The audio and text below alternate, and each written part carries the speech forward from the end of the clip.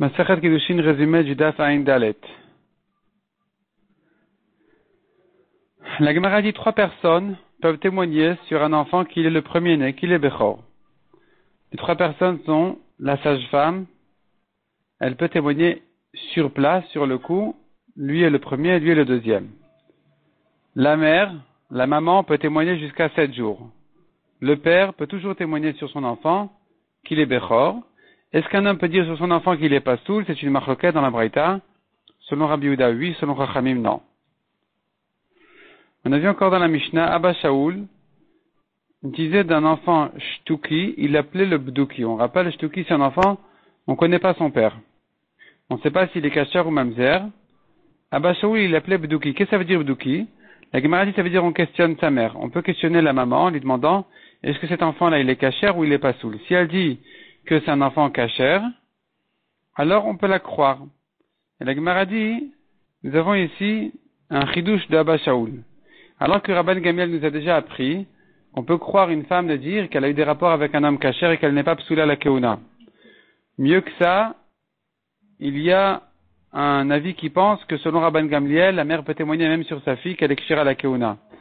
Mais ici, Abba Shaul est venu ajouter, même s'il y a une majorité de chances que l'enfant il est pas soul, il y a une majorité de psoulim autour de cette dame-là, elle peut quand même témoigner sur son enfant qu'il est kasher et pas mamzer. Et la Gemara conclut que c'est comme ça la halakha. Mishnah suivante. Tous ceux qui sont interdits de se marier avec les juifs, c'est-à-dire avec le Kahal, peuvent se marier entre eux. Même ceux qui sont mamzerim, avec ceux qui sont sfek mamzerim. Ils peuvent se marier les psulim vadaï avec les psulim en safek, les uns avec les autres. Rabbi Yehuda interdit, la Gemara va faire toute une grande recherche pour comprendre que veut dire ici Rabbi Yehuda. Rabbi Eliezer dit, ceux qui sont vadaï pasoul peuvent se marier entre eux.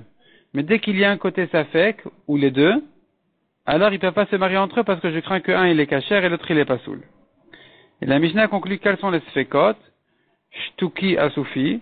Donc shtuki c'est si quand on ne connaît pas le père, asoufi c'est quand il était ramassé de la rue, on ne connaît ni le père ni la mère, et le troisième c'est kouti. Et la Gemara qui demande, que veut dire la Mishnah ici? La Gemara fait une longue recherche sur le début de la Mishnah qui disait tous les psulim, tous ceux qui sont interdits de se marier avec le Kahal peuvent se marier entre eux. Et selon Rabbi Eliezer, selon Rabbi Yehuda s'interdit, et selon Rabbi Eliezer on a dit ça dépend s'il est vadaï, s'il est safek. Et donc la Gemara demande comment lire la Mishnah. La Gemara propose plusieurs traductions, plusieurs lectures dans la Mishnah qui sont toutes repoussées, sauf une dernière.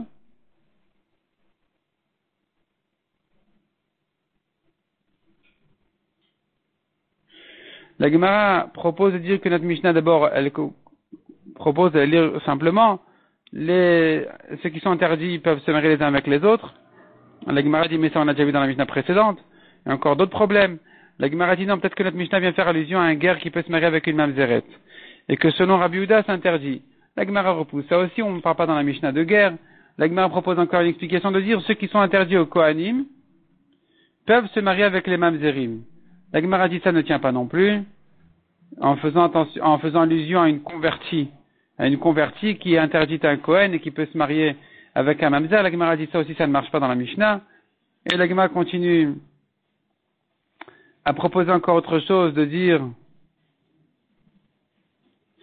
celui dont la fille est interdite à un Kohen, alors il peut se marier avec un mamzer. La Gemara à nouveau repousse ça aussi, ça ne tient pas non plus.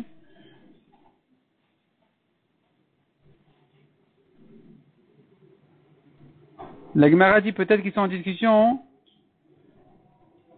Est-ce qu'il y a un mamzer dans des rapports interdits en karet, comme avec sa sœur, ou uniquement d'une échetish, dont les rapports sont interdits en chiyuv mita? Et ce serait ça la discussion que Tanakama aurait dit, ils peuvent se marier entre eux, ça veut dire qu'il n'y a pas de différence entre la sœur ou la échetish. De toute façon, l'enfant il est mamzer, ils peuvent se marier donc ce mamzer avec cette mamzeret, l'enfant qui est né de la sœur avec l'enfant qui est né de la échetish, et que selon Rabbi Yehuda, c'est interdit parce que lui il penserait que non, on peut pas les confondre, ils sont pas au même niveau. Ils sont pas au même niveau, seul d'une échetish il y a un mamzer, mais pas d'une sœur parce que ce n'est pas un chiyuv mita. À nouveau, la Gemara repousse aussi cette explication dans la Mishnah en disant on a déjà vu cette marloquette ailleurs. Il n'y a pas de raison que la Mishnah nous le répète ici, sous d'autres noms de Tanaïm. Finalement, la Gemara dit, en fait, la conclusion de la Gemara, c'est de dire comme ça. La marloquette de la Mishnah, elle est à propos d'un converti de Ammon et Moab. Un converti de Ammon et Moab ne peut pas se marier avec le Kaal. Celui-là, il peut se marier avec un mamzer, avec une mamzeret. Et Rabbi Yehuda qui interdit, ça se lit comme ça. Même Rabbi Yehuda qui généralement interdit à un converti de se marier avec une mamzeret, quand il s'agit d'un converti de Ammon ou de Moab qui eux-mêmes, après la conversion, ne peuvent pas se marier avec les Juifs, eux, ceux-là pourront, oui, se marier avec une mamzeret. Ceux-là, Vadaï qui s'appelle pas Kahal Hashem, c'est sûr qu'eux, ils peuvent se marier donc avec une mamzeret d'après tout le monde.